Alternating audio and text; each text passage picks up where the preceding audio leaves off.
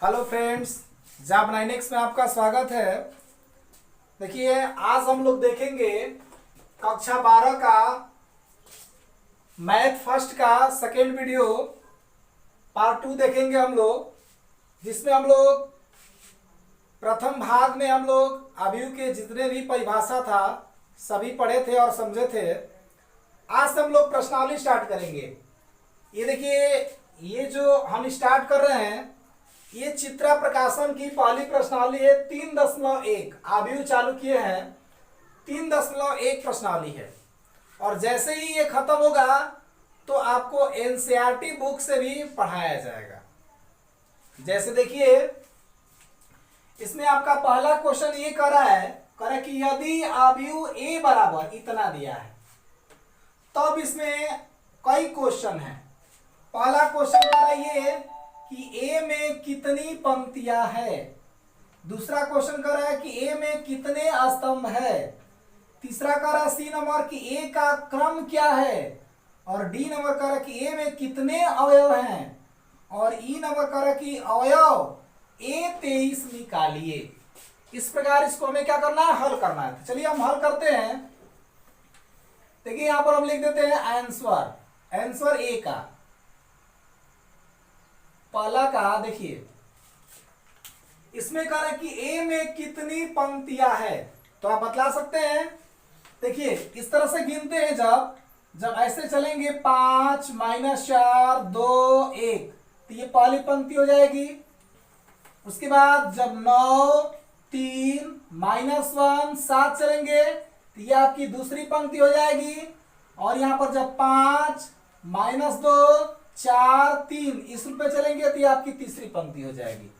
यानी कि ये हो गया R1 आपका, ये हो गया R2 आपका, और ये हो गया आपका R3। तो बताइए, इसमें कह रहा है कि ए में कितनी पंक्तियां है। तो ए में पंक्तियों की संख्या कितनी है, 3 है। तो लिख देंगे यहां पर आंसर में कि ए में 3 पंक्तियां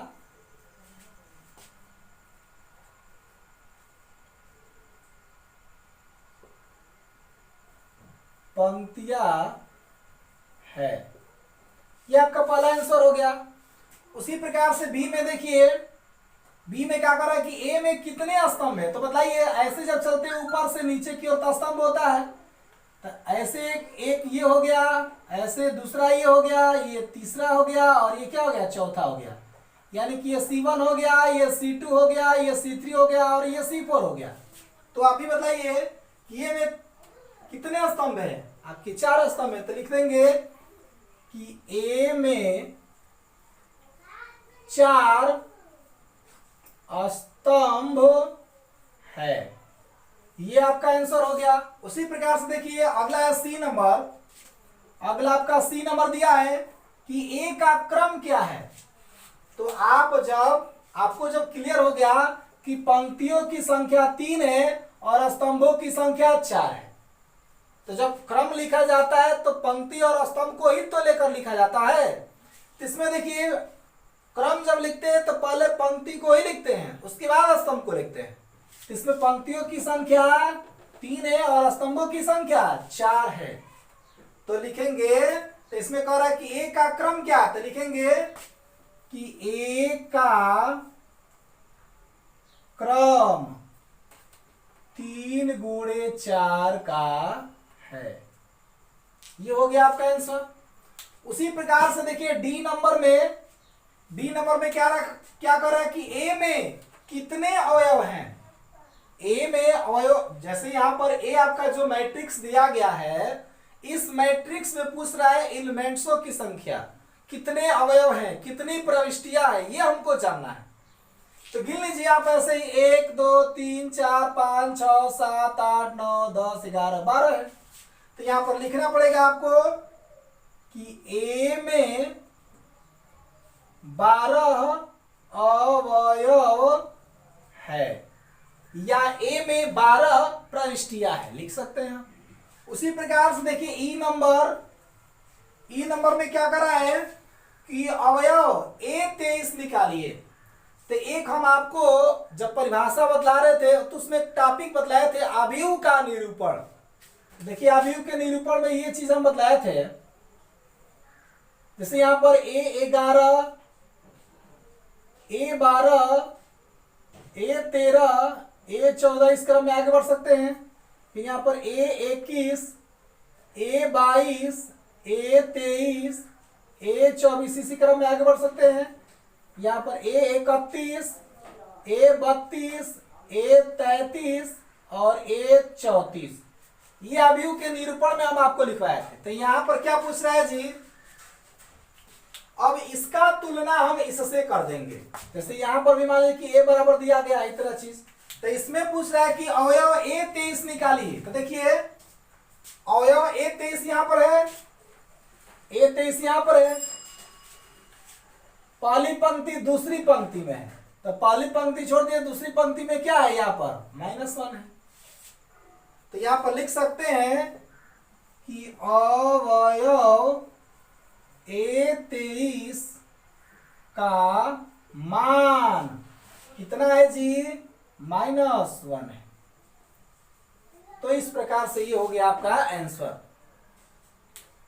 तो ये रहा पहला क्वेश्चन। इसी क्रम में हम आगे चलते हैं दूसरे क्वेश्चन पर।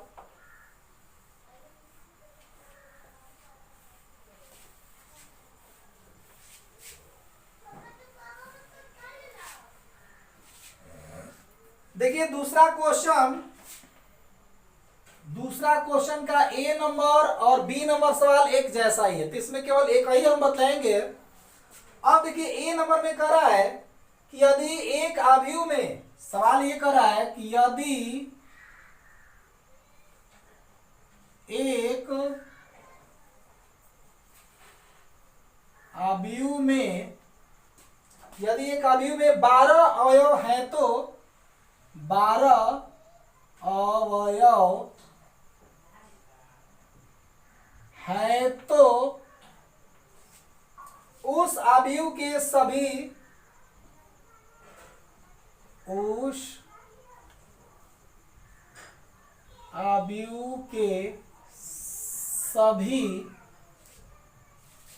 संभव क्रम ज्ञात कीजिए। संभव क्रम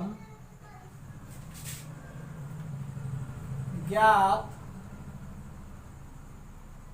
कीजिए। ये देखिए आपका क्वेश्चन है, और इसको हमें, इसमें क्वेश्चन में करा दूसरा का ए में कि यदि ए अवयव में, यदि एक अवयव में 12 अवयव है तो उस अवयव के सभी संभव क्रम आपको क्या करना है, बतलाना है। तो बताइए। देखिए हल कर रहे हैं आंसर में, यहां पर लिख देते हैं 12, यहां पर पहले लिख देते हैं 12 इक्वल टू, ये बताइए इसके संभव क्रम 1 गुणे 12 भी हो सकता है, यह आपका 4 गुणे 3 भी हो सकता है, या आपका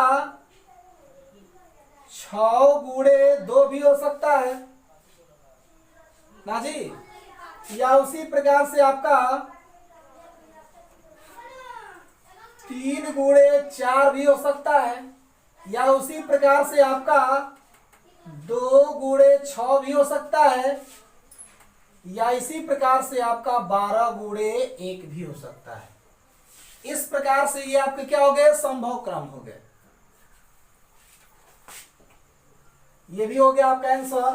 तो देखिए दूसरे क्वेश्चन का ए नंबर था और बी नंबर भी ऐसे ही, केवल 12 के स्थान पर 5 दिया है, तो उसके भी संभव क्रम बदला देना है। तो ऐसे इसके 2 ही संभव क्रम होंगे, एक आपका 1 गुणे 5 होगा और आपका एक 5 गुणे 1 हो जाएगा। बस 2 ही केवल संभव क्रम होंगे, लेकिन इसमें संभव क्रम कितने हो रहे हैं, 1 2 3 4 और 5 हो रहे हैं। इसके संभव क्रम कितने हो जाएंगे, 5 हो जाएंगे। उसी प्रकार से देखिए तीसरा सवाल,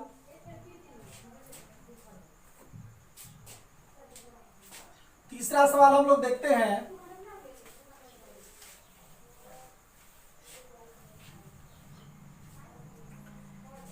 तीसरा सवाल ये कर रहा है, देखिए तीसरा का ए नंबर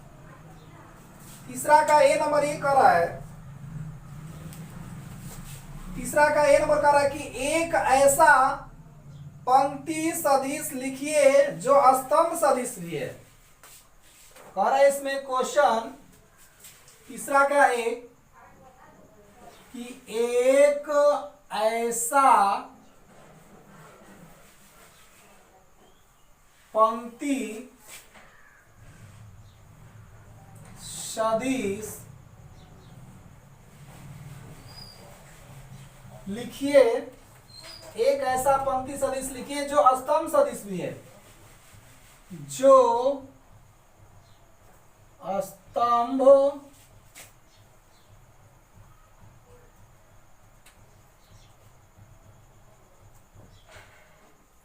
सदिश भी है। ये देखिए आपका क्वेश्चन कर रहा है कि एक ऐसा पंक्ति सदिश लिखिए जो स्तंभ सदिश भी है। तो ये आपका क्या हो सकता है, यहां पर आंसर में आप लिखेंगे कि पंक्ति तथा स्तंभ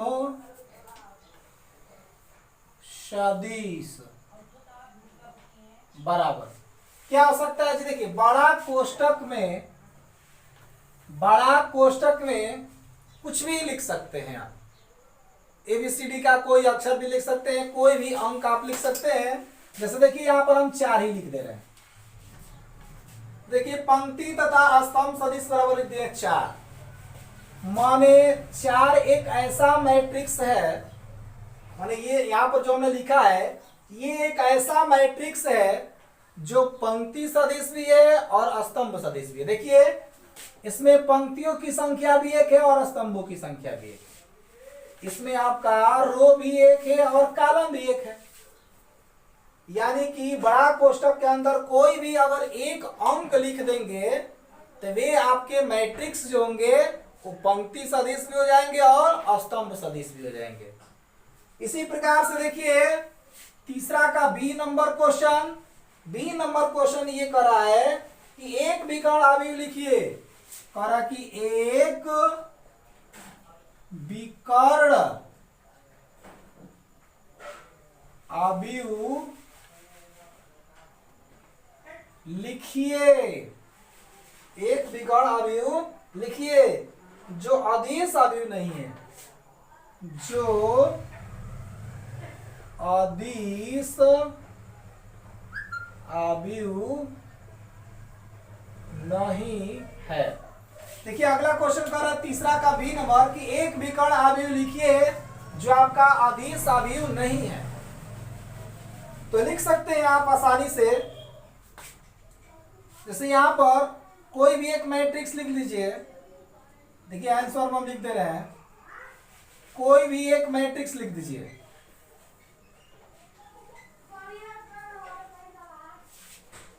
देखिए इसमें आपको जैसे यहां पर 2 लिख दिए 0 0, यहां पर भी 0, यहां पर 5 लिख दीजिए 0, फिर यहां पर 0 0, यहां पर कुछ भी लिख दीजिए -3 लिख दीजिए -3। तो इस प्रकार से ये जो आपके अवयव है ये विकर्ण अवयव है, लेकिन आपका अदिश अवयव नहीं है। अदिश अवयव के लिए जो विकर्ण का प्रत्येक जो अवयव होता है वो समान भी होता है और शेष सभी अवयव क्या होते हैं, शून्य होते हैं। लेकिन आपके विकर्ण अवयव के लिए विकर्ण के जो अवयव होते हैं कुछ भी हो सकते हैं, ये समान नहीं होते हैं, लेकिन बाकी शेष सभी अवयव आपके क्या होते हैं, शून्य होते हैं। तो इस प्रकार के अवयव को हम एक शब्दों में विकर्ण अवयव के भी नाम से जानते हैं। जैसे ये रहा आपका, ये तो छोटा छोटा चीज है। इसी क्रम में हम चलते हैं चौथे नंबर क्वेश्चन पर। चित्रा प्रकाशन का चौथे नंबर क्वेश्चन पर चलते हैं हम। देखिए यहां पर आपका चौथा क्वेश्चन दिया है। चौथा क्वेश्चन कह रहा है कि एक अवयव, कह रहा है कि एक अवयव एक अवयव बड़ा कोष्टक के अंदर लिखा है स्मॉल ए और यहाँ पर आई और यहाँ पर जे और यहाँ पर 2 की रचना कीजिए, की रचना कीजिए जहां इसमें दिया है जहां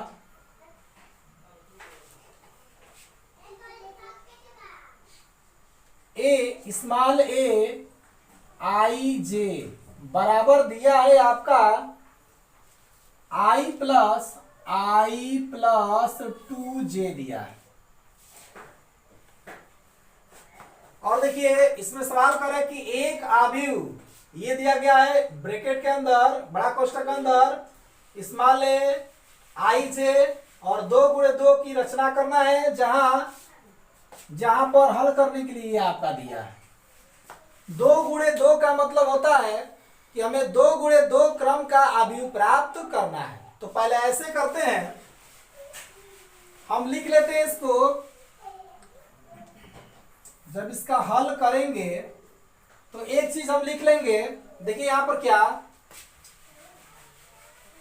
यहां पर जब 2 गुणे 2 क्रम का अवयव करना है तो हम एक टॉपिक बतलाए थे अवयव का निरूपण, उसमें से एक चीज को लिखते हैं हम। यहां पर लिखेंगे बड़ा कोष्ठक के अंदर A11 A12 A13 और यहां पर नहीं A12 A11 A12 यहां पर A21 और यहां पर A22 लिख देंगे और इसी के आधार पर इस अवयव की रचना हम करेंगे। तो इसको हल करने के लिए ये चीज यहां पर दिया गया, क्या दिया है, दिया small A I J I equal to दिया है आई प्लस 2j दिया गया है।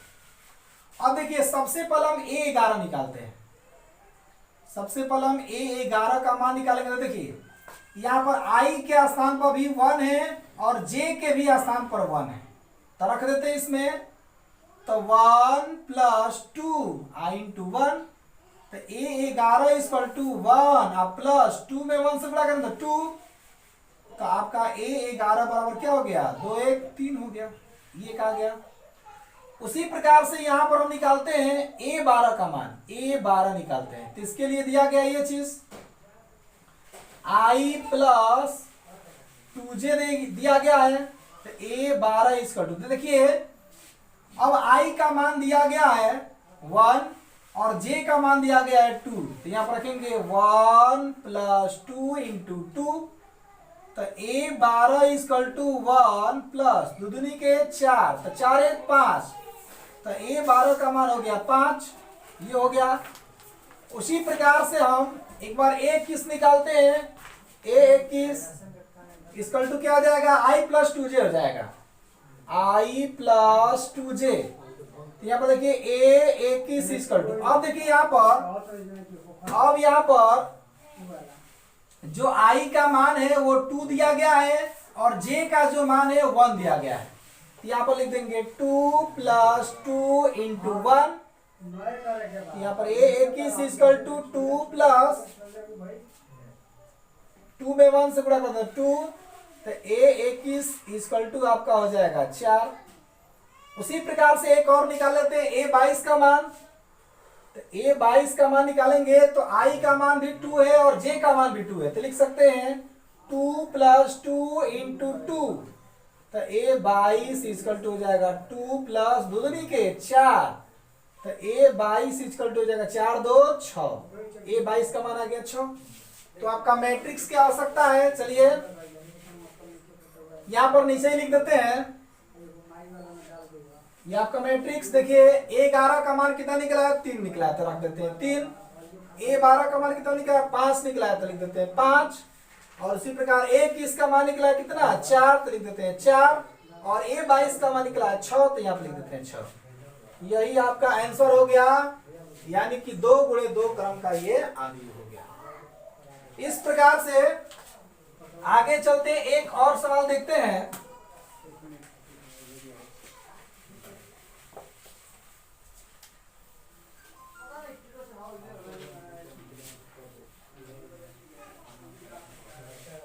देखिए हम लोग का अगला सवाल है 5 नंबर का ए सवाल देखते हैं। इसमें कह रहा है कि यदि ए का मैट्रिक्स दिया है, ए का मैट्रिक्स दिया है आपका 2 2 4 माइनस 6, 2 2 4 माइनस 6 दिया है, तथा आपका बी का मैट्रिक्स दिया है, बी का मैट्रिक्स आपका दिया 7 6 माइनस 5 और 6 दिया है, अरे 8 दिया है तो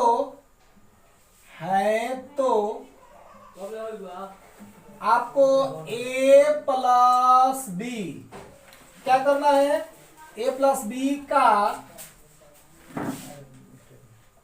मान ज्ञात करना है। चलिए ज्ञात कर लीजिए। देखिए हल करते हैं इसको।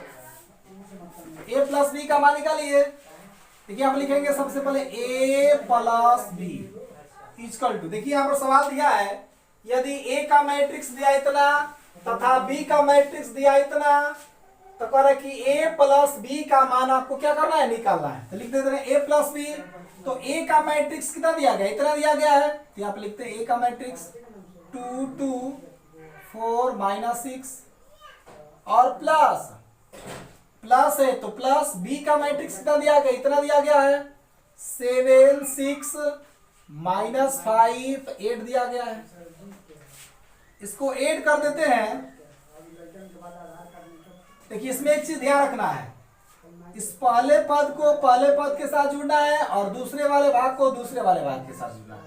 इसमें भी पहले भाग को पहले के साथ और दूसरे वाले को दूसरे वाले के साथ जोड़ देना है। तो बताइए 2 में 7 जोड़ना है तो लिख देंगे 2 प्लस 7, फिर 2 में 6 जोड़ना है तो लिख देंगे 2 प्लस 6, फिर 4 में आपको जोड़ना है माइनस 5 तो लिखेंगे 4 और प्लस ब्रैकेट में लिख देते हैं माइनस 5, फिर माइनस 6 में आपको 8 जोड़ना है तो माइनस 6 प्लस हो जाएगा 8। फिर चलिए आगे देखते हैं। तो ये क्या हो जाएगा आपका 7 2 9 हो जाएगा, 6 2 आपका 8 हो जाएगा। यहाँ पर देखिए प्लस 4 है और यहाँ प्लस माइनस क्या होगा, माइनस से होगा, मतलब माइनस 5 में से 4 जाएगा तो आपका माइनस 1 होगा और यहाँ पर 8 में से 6 हो जाएगा तो आपका 2 हो जाएगा। यही आपका आंसर होगा। आज के लिए इतना ही। कल इसके आगे हम लोग इसके भाग 3 में देखेंगे। धन्यवाद।